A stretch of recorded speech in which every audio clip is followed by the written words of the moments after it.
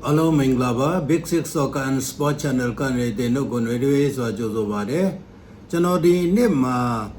2026ကမ္ဘာဖလား16တင်းရှုံးထွက်အဆင့်မှာကျွန်တော်တို့ဇူလိုင်လ9ရက်တနင်္ဂနွေနေ့မှာကံမဲ့ပါရဂွေးနဲ့ပြင်သစ်ဘောလုံးအသင်း2သင်းရဲ့ပွဲကြိုခန့်မှန်းချက်ကိုပြုလုပ်ချင်ပါတယ်ကံမဲ့အချိန်ကတော့မနေ့3နာရီခွဲမှာဖြစ်ပါတယ်ကျွန်တော် YouTube channel ကို subscribe မလုပ်သေးတယ်လို့ subscribe လုပ်ပေးဖို့ like လုပ်ပေးဖို့နဲ့မြန်မာပြည်အကြည့်တဲ့လူတွေ VPN ခံပြီးကြည့်ပေးဖို့ကျွန်တော်အနေနဲ့မေတ္တာရပ်ခံပါတယ်ကျေးဇူးတင်ပါတယ်ကျွန်တော်တို့ပြင်တစ်နဲ့နော်ပါရဂွေးကံမာတော့16အသင်းရှုံးထွက်ပွဲဖြစ်တယ်သူတို့အနေနဲ့ကျွန်တော်တို့32သင်းရှုံးထွက်အသင်းမှာရလက်ကိုကြည့်မယ်ဆိုရင်ပါရဂွေးကဂျာမနီကိုတကိုးစီတည်ကြတယ်penalty ကနဲ့ခါမှာ4ဂိုး3ဂိုးဖြစ်နိုင်ပြီးတော့16တင်းအဆင့်ရှုံးထွက်ပွဲကိုတက်လာတာဖြစ်တယ်ပြင်သစ်ကတော့ဆွီဒင်ကို3ဂိုး3ညနဲ့နိုင်ပြီးတော့16တင်းရှုံးထွက်အဆင့်ကိုတက်လာတာဖြစ်တာတွေ့ရတယ်အဲ့တော့ကြောင့်ပြင်သစ်ကတော့နော်ဒီတော်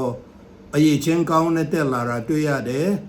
ပါရဂွေးရဲ့အားတာချက်ကတော့ခံစစ်စည်းကမ်းကောင်းပြီးတော့အသင်းလိုက်ကစားနိုင်တယ်counter attack အန်တယ်ရှိတယ် penalty အထိရောက်ရင်စိတ်သက်မှာကြောတယ်ပါရဂွေးရဲ့အားနည်းချက်ကြတော့ဘောလုံးပိုင်ဆိုင်မှုနဲတက်တယ်အခွင့်အရေးဖန်တီးမှုများမရှိဘူးပြင်တစ်လိုမြန်နှုံးမြင့်တဲ့တိုက်စစ်ကိုထိန်းချုပ်ရခဲ့နိုင်တယ်အဲ့ဒါကတော့ပါရဂွေးရဲ့အားတာချက်အားနည်းချက်ဖြစ်တယ်ပြင်တစ်အသင်းရဲ့အားတာချက်ကိုကြည့်ရင်တိုက်စစ်အားအလွန်ကောင်းတဲ့အလွန်ပြင်းထန်တယ်ပြီးတော့အမ်ဘာပေနဲ့အော့စမာဒမ်ဘီလီတို့ဦးဆောင်တဲ့တိုက်စစ်ဟာအရှိန်နဲ့တဦးချင်းစွမ်းရည်အရန်မြင့်မားတယ်ပြီးတော့အလဲအတိုင်းကဘောလုံးထိန်းချုပ်မှုကောင်းပြီးတော့တိုက်စစ်ပြောင်းလဲမှုမြန်တယ်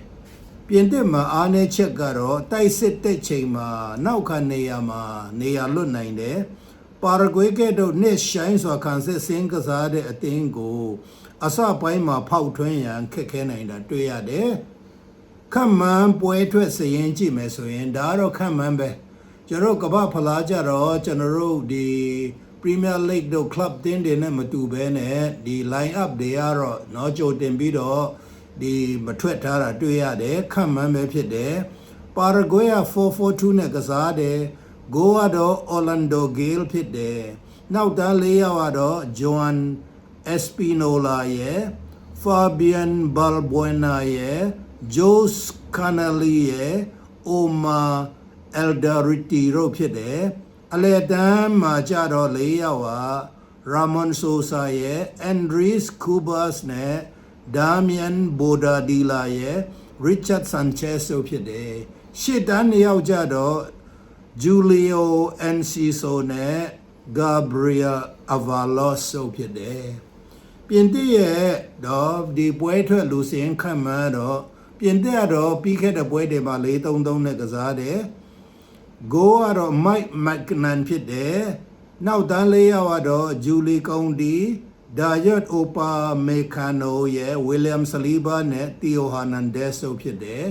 ပြီးတော့အလဲတန်း3ယောက်ကြတော့ Aurelien Tchouameni ရဲ့ Eduardo Cavani နဲ့ Adrian Roberts တို့ဖြစ်တယ်ဒီတိုက်စစ်3ယောက်ကြတော့ Ousmane Dembele, Kylian Mbappé နဲ့နော် Bradley Barcola တို့နော်ဖြစ်မယ်လို့တော့ခန့်မှန်းရတယ်ဂိုးကတော့ပါရဂွေးတုံညပြင်သစ်2ဂိုးဖြစ်တယ်ပြီးတော့ Asian Handicap ကိုရခန့်မှန်းချက်ကြည့်မယ်ဆိုရင်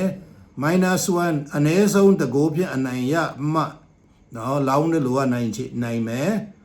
စွန့်စား match ဆိုရင်ပြင်သစ်ဘက်မှာနော် -1.25 နော်စဉ်းစားပြီးတော့လောင်းလို့ရတယ်ပြီးတော့ဂိုးခန့်မှန်းချက်တော့overall နော်အားလုံးခြုံပြီးတော့နော်ခန့်မှန်းတာတော့အနိုင်ရမယ်တင်းတော့ပြင်သစ်ဖြစ်တယ်ဖြစ်နိုင်တဲ့ရလတော့ -0 ဖြစ်နိုင်တဲ့ရလိုက်တော့ပါရဂွေးတုံညပြင်သစ်2ဂိုး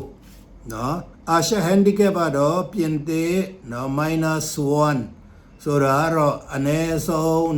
2ဂိုးกว่าပြီးတော့ အနိုင်ရမယ်ဆိုတာဖြစ်ပါတယ်အဲ့အတွက်ကြောင့်အဆုံးတိုင်အောင်နားထောင်ပေးတဲ့အတွက်ကြောင့်ကျေးဇူးတင်ပါတယ်